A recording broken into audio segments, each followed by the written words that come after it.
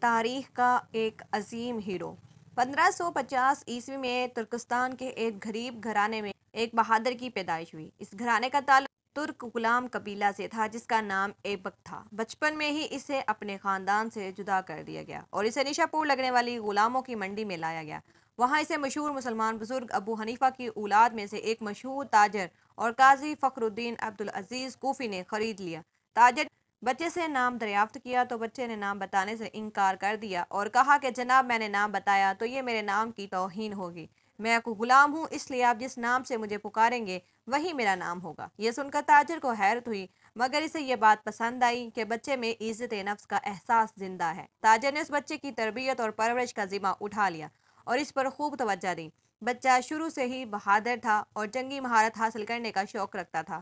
بہت ہی کم عرصے میں اس نے گھڑ سواری، تلوار بازی اور تیر اندازی میں ایسی مہارت حاصل کر لی کہ خود تاجر حیران رہ گیا۔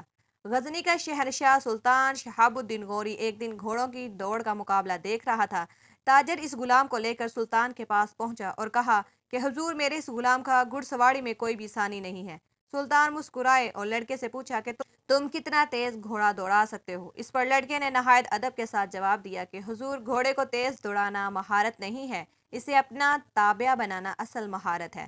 سلطان شہاب الدین غوری نے حیرانگی سے اس کی طرف دیکھا اور ایک بہترین گھوڑا اس کے حوالے کیا اور کہا کہ تم اسے اپنا فرما بردار بنا کر دکھاؤ۔ لڑکا اچھل کر گھوڑے پر بیٹھ گیا اور گھوڑے کو کچھ دور تک دوڑا کر لے گیا۔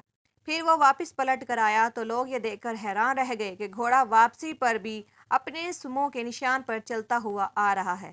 سلطان اس لڑکے کی مہارت دیکھ کر حیران ہوا اور سوچنے لگا کہ جو جانور کو اپنا متی بنا سکتا ہے اس کے لیے انسانوں کو اپنا فرما بردار بنانا کیا مشکل کام ہو سکتا ہے۔ لہٰذا سلطان نے فوراً اس غلام کو خرید لیا اور اسے اپنا خاص لڑکوں میں شامل کر لیا۔ اس لڑکے کی ذہانت اور مہربان طبیعت نے سلطان کی توجہ اپنی طرف مبذول کر لی۔ ایک دفعہ سلطان نے اپنے غلاموں میں تحائف تقسیم کیے مگر اس لڑکے نے اپنا حصہ بوڑھے بزرگوں میں بانٹ دیا۔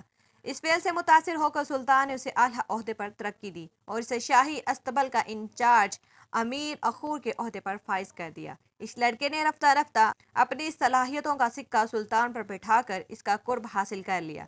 1192 میں سلطان محمد غوری نے دلی اور اجمیر فتح کر کے اس لڑکے کو ان کا گورنر اور سپہ سالار مقرر کیا۔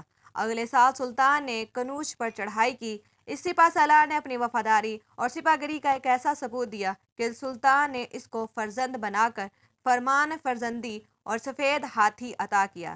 اس عظیم بہادر کا نام سلطان قطب الدین ایبک تھا۔ یہ وہ عظیم حکمران تھا جس نے دلی سلطنت میں اسلامی حکومت کی بنیاد رکھی۔ قطب الدین کا ستارہ اقبال چمکتا رہا اور اس کی فوجیں گجرات، راجپوتانہ، گنگا جمنا کے دوآبہ بہار اور بنگال میں نصرت کا پرچم لہراتی ہوئی داخل ہوئیں۔ جب سلطان محمد غوری 15 مارچ 1206 کو جہلم کے قریب گھکڑوں کے ہاتھوں شکست میں مارا گیا تو ایبک نے جون 1206 کو لاہور میں اپنی تخت نشینی کا اعلان کر دیا۔ قطب الدین ایبک کی گورنری کا زمانہ فتوحات میں گزرا تھا۔ تخت پر بیٹھ کر اس نے امور سلطنت پر توجہ دی۔ اس کا بیشتر وقت نوزائیدہ اسلامی سلطنت میں امن و امان قائم رکھنے میں گزرا۔ عالموں کا قدردان تھا۔ وہ اپنی فیاضی اور داد و دہش کی وجہ سے تاریخ میں لکھ بخش کے نام سے مشہور ہے۔